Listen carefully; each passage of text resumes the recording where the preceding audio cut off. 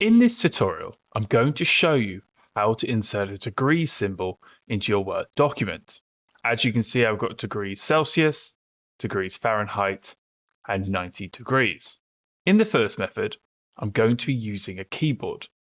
Please make sure that this keyboard has a keypad on the right. This is crucial. You can't do it without one. Now, make sure number lock is on. You hold down your left Alt key. Then, using your keypad on the right, select 0, 1, 7, 6 and release the Alt key. As you can see, the degree symbol has appeared.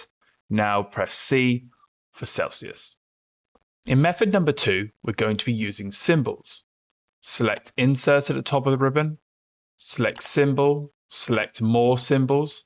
Now here we're going to be looking for something called Latin 1 Supplement. Select this once, and we're going to be looking for the degree symbol. So we can just circle down until we find it, then select it here. It says degree sign, and it also says 0176. That's the same numeric value that we used earlier. So we know that's correct.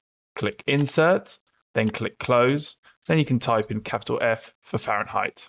For the final method, we're going to be using the equation editor. Click Insert at the top of the ribbon, then come over. Next to symbol is equation.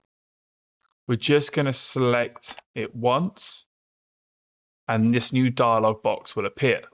With the dialog box open, select inside of it, select backslash, then type in degree, then click space.